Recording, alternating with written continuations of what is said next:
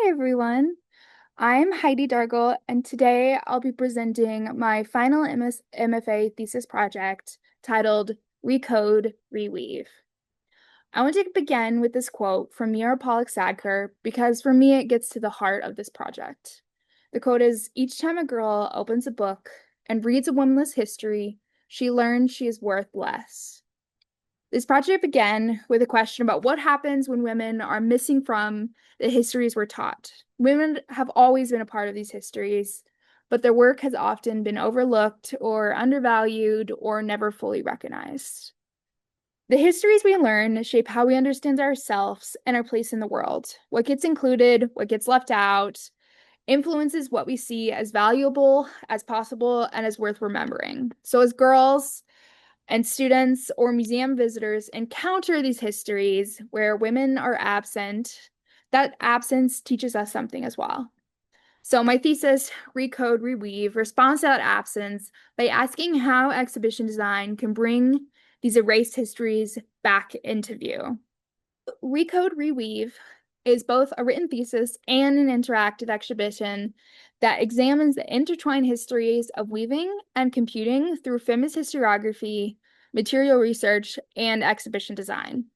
So the project looked closely at the relationship between weaving and computing, especially the ways that women's labor has shaped both fields. It frames weaving not only as like a craft or a domestic skill that's often feminized, but as a technical system that's built through pattern, logic, structure, and code. And at the same time, it reframes computing as something that did not simply appear through machines and male inventors, but it's a larger history that's connected to this textile labor, to punch cards, pattern systems, and a lot of women's technical work.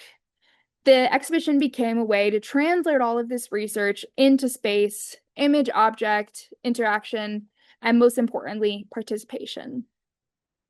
So because this project is rooted in the histories of computing, I started thinking about history itself as something that it is encoded.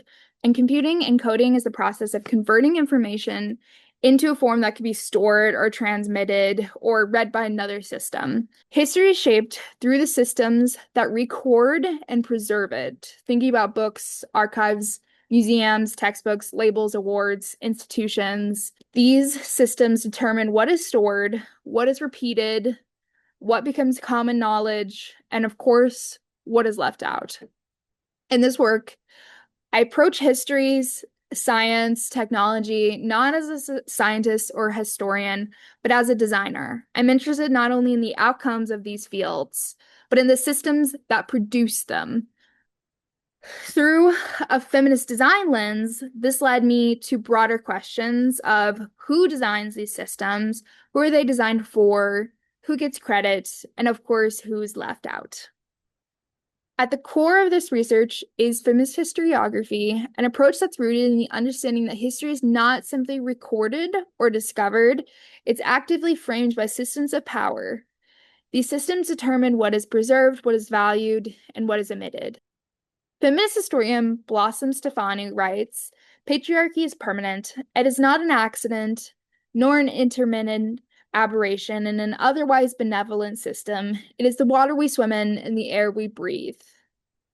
This idea is especially important in science and technology, fields that are often presenting themselves as objective or neutral, but they're often shaped by social hierarchies.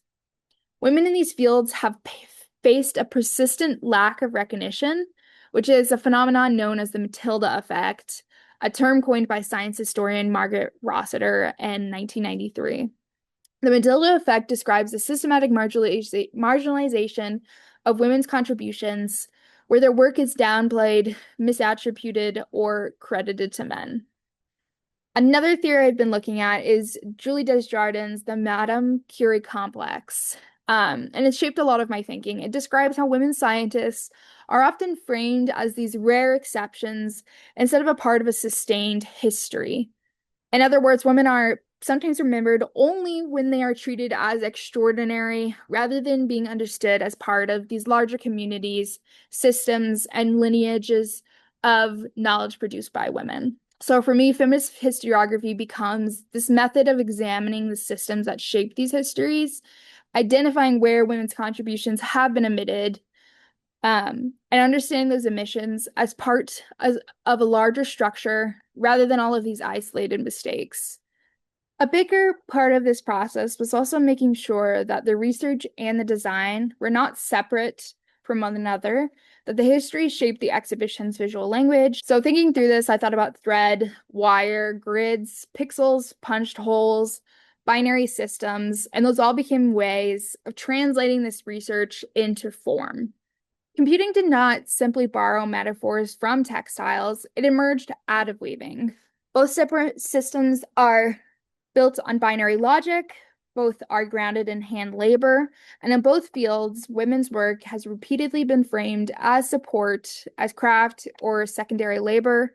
It's essential to the system, but it's treated as less valuable than the real innovation. So, thinking about things and materials that relate to all of this history, threads and wires connect weaving and computing physically. Punch cards and pixels point to systems of presence and absence.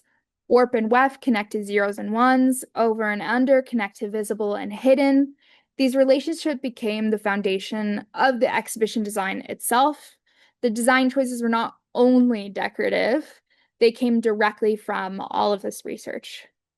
A central case study in this project, in the relationship between weaving and computing, is the Jacquard loom, which used punch cards to automate woven patterns. Each hole, or an absence of a hole, created a decision in the structure of the cloth, in the pattern of the cloth as well. And this is a logic that would later influence early ideas of computation. Puncture appears through punch cards, punch tape, paper artifacts, woven structures, but it also functions here as a metaphor for opening dominant histories that have been sealed shut. This is drawing from designer Ramon Tejada's description of puncturing as a methodology grounded in inclusion, unearthing, and the responsible expansion of design narratives. So I use puncture to describe how feminist exhibition design can create openings in these official histories. Decades later, Charles Babbage and Ada Lovelace drew from the same logic when imagining the first conceptual model of a computer, the analytical engine. Ada Lovelace famously connected the analytical engine to this Jacquard loom, writing that the machine weaves algebraic patterns just as the Jacquard loom weaves flowers and leaves. Lovelace recognized this profound connection between weaving and programming, and she understood that if a machine can manipulate systems the way a loom manipulates threads, it could do a lot more than calculate. It could potentially generate patterns, images, sound, and meaning. Another system that ties weaving and computing together is their shared foundation in binary logic, just like these holes and absences. At their core is a structure built on this opposition, 0 and 1, warp and weft, over and under, hole or no hole, on or off. These simple contrasts generate logic, order, and complexity. But I also began to think about this binary as more than just this technical structure. It became a way to understand and to think about this history. These systems of opposition do not only organize code or cloth, they also organize value. They shape what has been visible, what has remained hidden, what has been lifted up, what is pushed down, what is recognized, what is dismissed. They mirror the binaries that have shaped gender and labor for centuries. Women have often been cast as passive assistants, while their intellectual labor remained hidden behind the active achievements of men. We see this even in the stories that science tells about itself, men as hunters, women as gatherers, sperm as active pursuers, eggs as passive receivers. Even though these assumptions have been challenged and also disproven, they persist because they make inequality appear natural rather than by design. So to finally transfer this research into exhibition form, I focused on 4 qualities: informational, interactive, immersive, and inclusive. These qualities came out of the research into exhibition design, to pedagogy, and to specific histories of weaving, computing, and women's labor. They became this framework for thinking about what the exhibition needed to do, not just what it needed to show. So firstly, the exhibition needed to be informational because the history is incredibly layered and complex and moves between weaving, computing, science, craft, labor, gender, archives, and technology. The design had to make those connections clear without flattening the complexity of the research. And so through labels, archival images, diagrams, titles, object grouping, the exhibition guides visitors through this narrative while still allowing them to make connections across different materials and histories. Next, it needed to be interactive because this project is about systems of encoding and decoding. Visitors should not only read about those systems, they should actively participate in them. So through clicking, translating, weaving, and leaving traces behind, interaction becomes a way for visitors to learn through their actions. They are invited to take part in the same processes that structure the research, like reading patterns, interpreting information, and adding something back into the system. Also, it needed to be immersive because history can often feel distant, especially when it is presented only through text. So something like space, sound, material, texture, and atmosphere all help to make the research feel a lot more present. So specifically objects like the Loom, the Apple Macintosh that you'll see, punch card materials, wires, threads, printed artifacts, they all created a world that visitors can move through and spend time inside. The goal was not only to recreate this past exactly, but to bring visitors a lot closer to it through these material and spatial experiences. Finally, it needed to be inclusive because this project is about histories that have long been made inaccessible.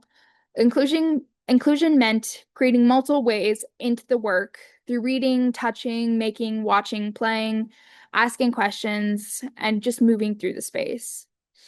It also meant thinking about language, clarity, pacing, and access. If the exhibition is about expanding access to history, then the design itself needed to reflect that commitment. Together, these four qualities helped me translate feminist historiography into a public, spatial, and participatory experience. So before Recode Re Weave, I created a different project titled Debug, which was an interactive exhibition project about women in computing specifically.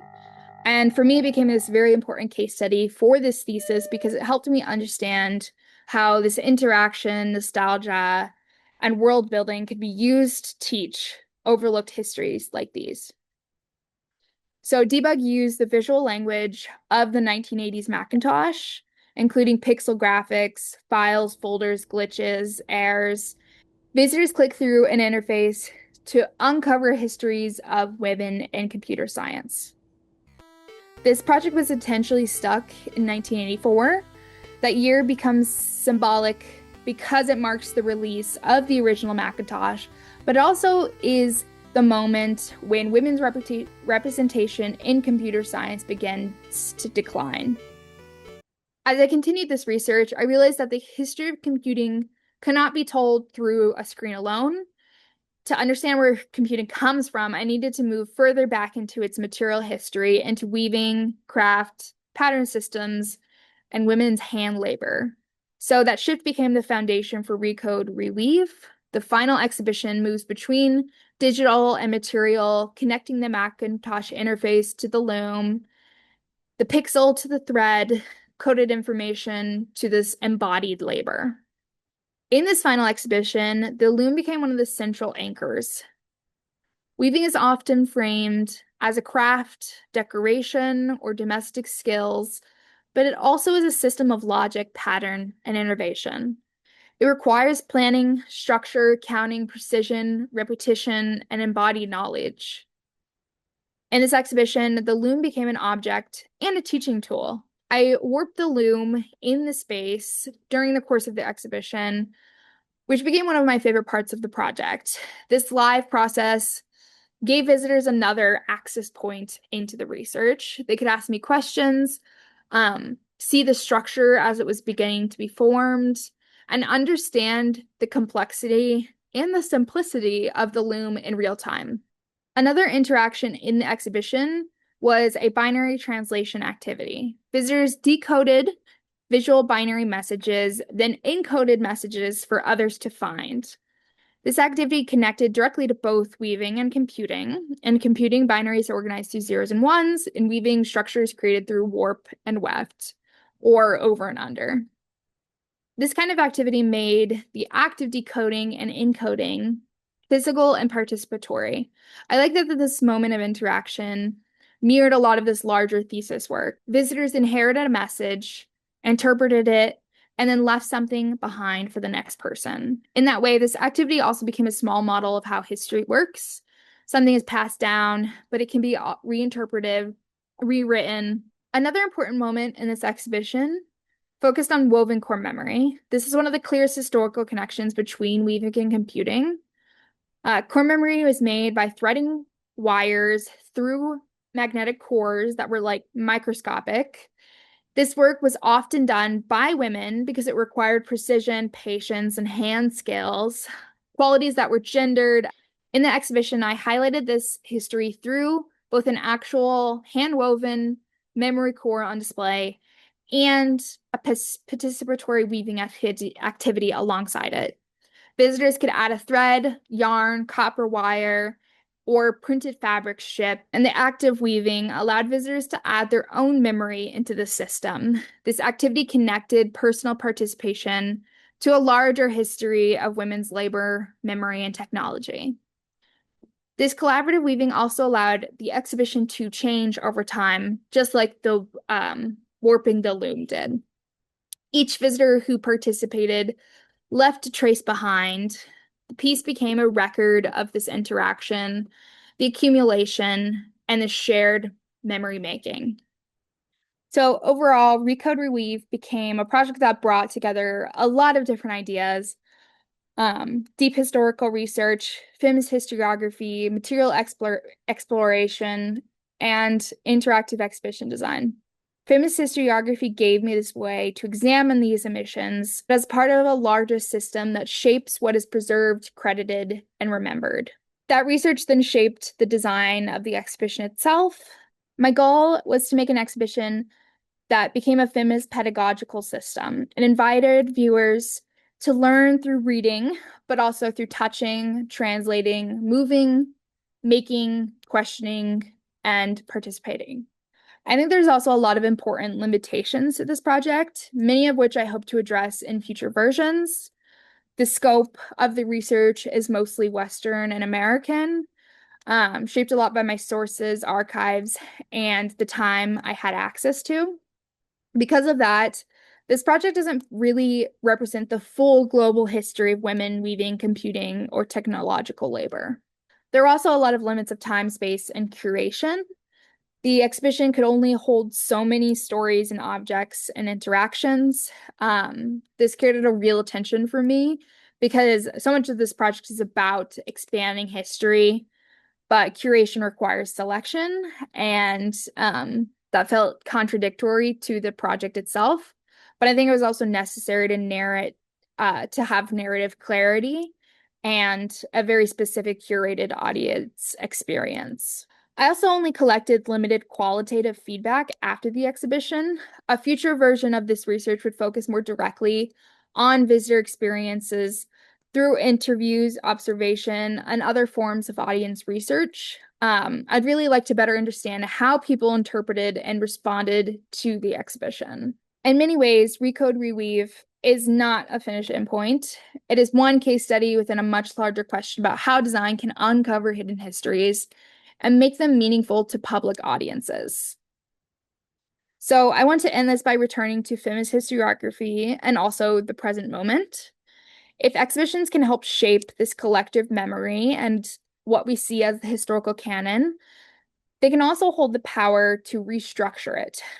This feels especially urgent at a time when museums and cultural institutions are being pressured to narrow history into a single viewpoint. Addressing these past erasures begins with this presence, showing up in these fields today, naming the injustices that persist, and recognizing the systems that obscured women's contributions, even as their work helped illuminate the world. Kathy Kleiman, author of Proving Ground, which is a chronicle on the women who programmed the ENIAC computer, writes, "If we open the doors to history, it would make it a lot easier to recruit the wonderful people we are trying to urge to enter engineering, computer science, and to related fields." That is the larger hope of this project. to show that women have always been a part of these histories, not as these isolated geniuses, but as participants, builders, thinkers, makers, and innovators. As a designer, I see my role as helping to rewrite that story, bringing light to what has been overlooked, and helping future generations understand that they belong in every space of discovery, invention, and technological imagination. Recode Reweave does not treat history as its finished product. It treats history as something that can be questioned, repaired, recoded, or rewoven. Thank you so much for listening.